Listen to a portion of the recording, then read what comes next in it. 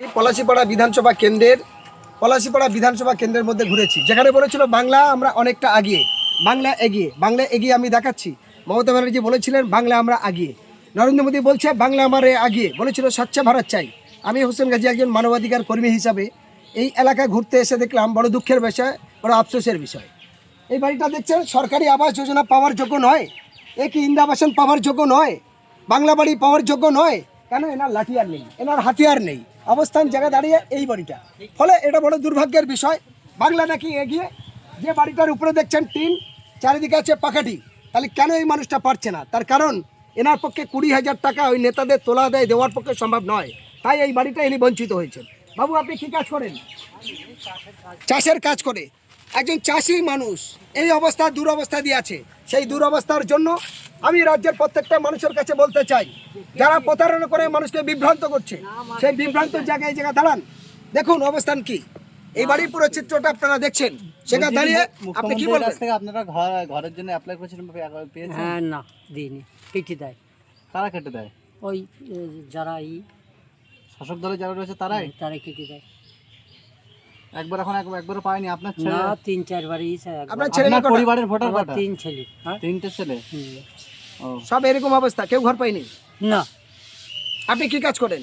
আমি মুনিশ খাটে কি করবো, চাষি কাজ করি। চাষি, দিন মজদুরি কাজ করেন। আর লিস্টে কোনদিন নামটা মেসেজ ছিল কি? হ্যাঁ, লিস্টে তোমার কোনদিন ঘরের লিস্টে নাম এসছে? নাম 20,000 টাকা চাইছে, সেই দেয় না। নাম থাকা সত্ত্বেও আপনি ঘর পাওয়া থেকে বঞ্চিত হয়েছেন।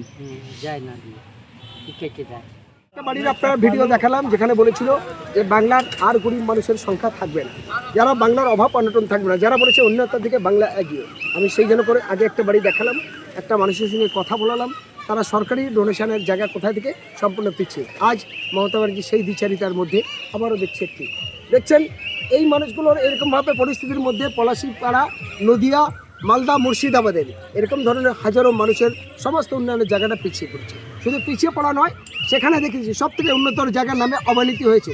ইভেন তারপরে কি দেখলাম, এই এলাকার মানুষগুলো যারা বাবা মায়ের মুখে অন্ন দেওয়ার জন্য, এই গরিব শ্রেণীর মানুষ যারা এখানে লেবার মজদুরি কাজ করে, দিন মজদুরি কাজ করে, এই দিন মজদুরি কাজ করে যাদের জীবিকা চলে না, তারা তখন পেটের দায়েতে বাড়ির মানুষের খাবারের জন্য ভিন রাজ্যে চলে যায়। আর যাওয়ার জন্য যখন কাজের জন্য যাচ্ছে, তাদের তকমা দেওয়া হচ্ছে কি পরিযায়ী শ্রমিক।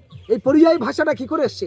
মানে এখানকার মানুষ বাইরে যাচ্ছে যখন কাজের জন্য, অন্য রাজ্যে যাচ্ছে কাজের জন্য, তাদের পরিযায়ী বলা হচ্ছে। হ্যাঁ, আমি মমতা ব্যানার্জির কাছে প্রশ্ন করতে চাই, আপনি যখন গুজরাট থেকে মানুষ এনে বহরমপুরের এমপি করেছেন, তখন বলেছেন পরিযায়ী এমপি। আপনি যখন অন্য রাজ্য থেকে, বিহার থেকে শক্তি হোসেন এনে আসানসোলে প্রার্থী করেছেন, তখন বলেছিলেন এ পরিযায়ী।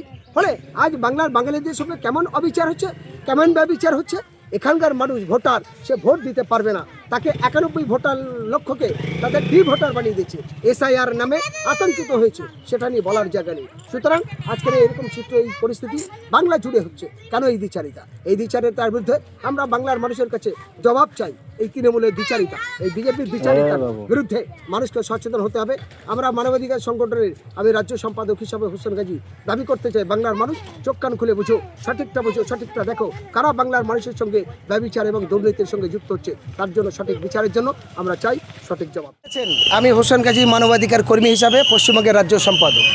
যেখানে খুন, মার্ডার, ধর্ষণ, অপপ্রচার, ব্যভিচার চলেছে, আমি সেখানে উপস্থিত হয়েছি।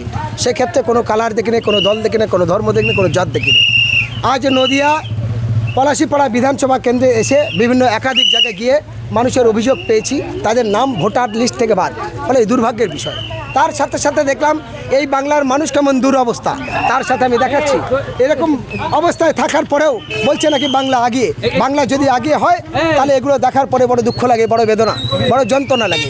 ফলে সেই জায়গা দাঁড়িয়ে আমি আপনাদের কাছে বলতে চাই যে কোথায় আছেন, কেন ভাববেন না বাংলা কেন পিছিয়ে? যারা বলছে বাংলা উন্নত, বাংলা আগিয়ে, তাদেরকে দেখাতে চাই এই চিত্র। সত্যি কি বাংলা আগিয়ে? তাহলে এই চিত্রগুলো আপনাদেরকে দেখাতে হচ্ছে, এটা নাকি বাংলা আগিয়ে। সেই চিত্র আপনাদেরকে দেখাচ্ছি। আমরা পলাশীপাড়া বিধানসভায় বিভিন্ন জায়গায় ঘুরেছি, বিভিন্ন মানুষের অভিযোগ শুনলাম। তারা ম্যাক্সিমাম মানুষ অভিযোগ করছে বয়স হয়ে গেছে 70 বছর, 80 বছর, 100 বছর। বাবার নাম আছে, ছেলের নেই, ছেলের আছে, মায়ের নেই, মায়ের আছে তো মেন নেই। কেন এই দ্বিচারিতা? এই দ্বিচারিতার জন্য পশ্চিমবঙ্গের সরকার মমতা বন্দ্যোপাধ্যায় 95 লক্ষ কর্মী নিয়োগ করেছিল।